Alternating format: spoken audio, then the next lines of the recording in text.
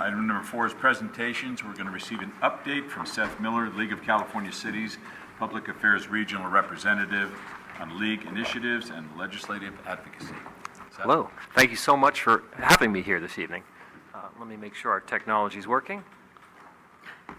Thanks. Terrific.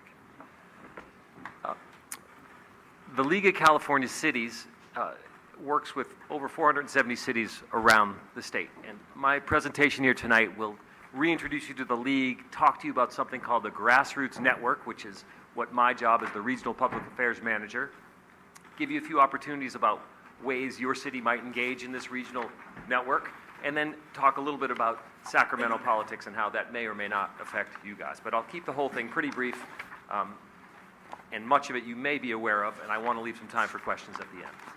So, the League was founded in 1898, and the mission was, and has remained, although tweaked a little bit, is to expand and protect local control for cities through education and advocacy. Now, we didn't realize that there was a big enemy in Sacramento all the time, but over the years, you've been around long enough, you realize they'll raid coffers when necessary. And really, the primary goal of my position as the Regional Public Affairs Manager is to keep cities informed as to what's happening in Sacramento and to build coalitions, write letters, do media campaigns, and keep the information flow alive with your city managers and council members. One thing that comes up regularly is the dynamic in Sacramento. Some years are more tumultuous than others. This year, we've seen a lot of things at the end of session here. Session ends August 31st, and I'll give you a quick update on some of the issues that I know are important to San Bruno in particular. Infrastructure funding, transportation dollars, housing. We had some big measures that were going to impact public participation, and some of this vacation rental taxation, TOT as they call it, and how that may or may not impact San Bruno. So a lot of this stuff just came up in the past 10 days or so, and it's why we stay informed and keep you all in the loop.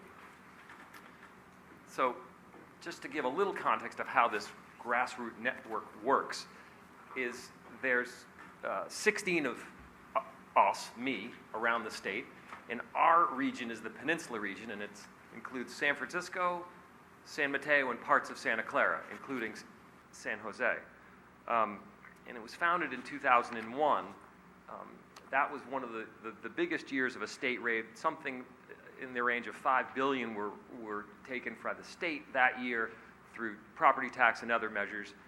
And what kicked off about 10 years of campaigns and ballot measures that the Grassroots Network has been a part of. I want to run through those briefly, just to kind of jog your memory about one of the things we've been working on over the years. So we had a big win, and they're not all wins, but we had a big win in 2005 with Prop 1A, constitutional way to protect local revenue. If the state needs to borrow money, they can only do it under very specific conditions, and it really has put a lot more control under how much volatility and how large those raids can be. There was another one, Prop 90, but this one is a little fresher, and it's a loss. The redevelopment agencies, which were a huge source of funding for affordable housing, were taken away in 2012.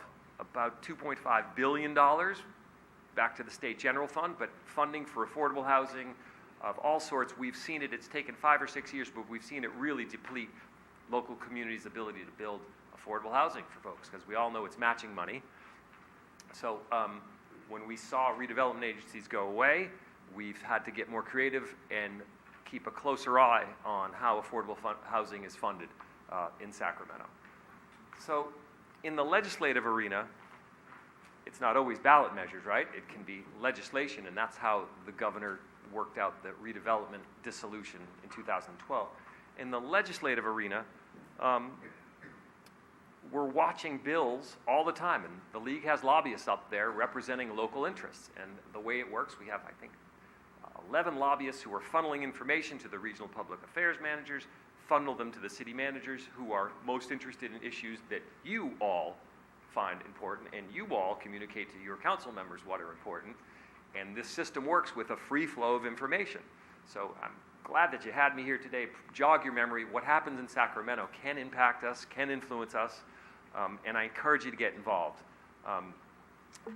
One thing that we do every year, it's a city pack. This is a political action committee. It's a way when a ballot measure comes up, we have resources. We have a bocce ball tournament every year. It's in Los Gatos, San Bruno. Anybody been down to that over the years on council? We have, few folks have. Okay, PG&E folks have. Great.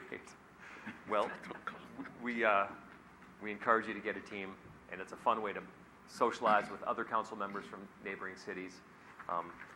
But much of the work we do is a little more policy-oriented and substantive. And I just wanted to touch briefly on the three issues that I know San Bruno, cares about deeply. First of all, transportation funding. In the past week, Senator Bell and Senator Frazier came up with a transportation package, a large chunk of money. It's up by about $7 billion for the state. It would mean close to $2 million for the city of San Bruno, should it pass, for local streets and roads, but it would mean an increase in vehicle. They're not calling it registration, it's a vehicle licensing fee, which a lot of residents will find painful, but it's a big source of money, and we're keeping a close eye on that, and I've been in touch with your city staff about that. Affordable housing. The governor had a really bold proposal this year. He was calling it the buy right housing proposal, this idea that we need a lot of housing, let's forget a bunch of that public participation and just build. We fought really hard for local interests. We know that if we leapfrogged, or whatever the term would be, if we didn't have public participation, citizens would be in uproar. It just is not the way our communities work. So we fought really hard. There were a massive letter writing campaign, and we fought it back, and it looks like buy right housing is not going to pass for the year. This third issue, which anybody in the Bay Area is dealing with vacation rentals, the complexity of it is astounding.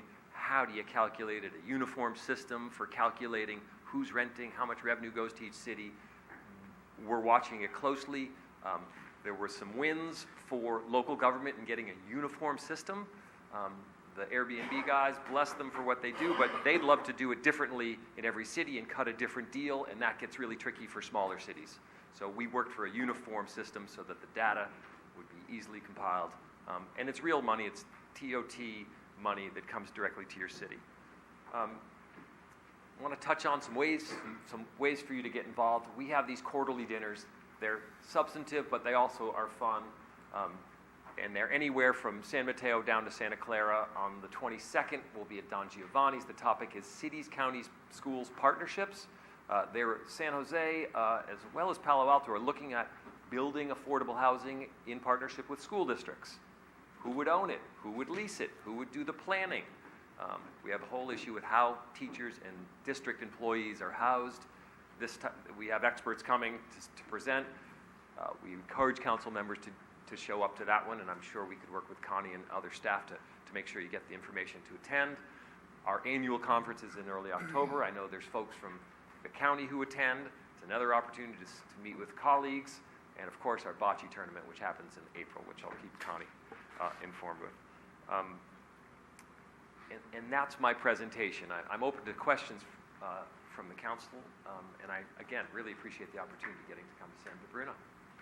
Thank you very much. We haven't had you here before, I don't believe, at least in quite a while, so it's nice to see you, and thanks for your advocacy on behalf of all of the cities, big and small. I know Irene O'Connell, if we get through the consent calendar, is going to be our voting delegate at the League convention, so that'll be a good thing. And she keeps us pretty well posted on a lot of different things. So any other questions for Seth? Thank you very much. We really appreciate you showing up and helping us tonight. Thank you.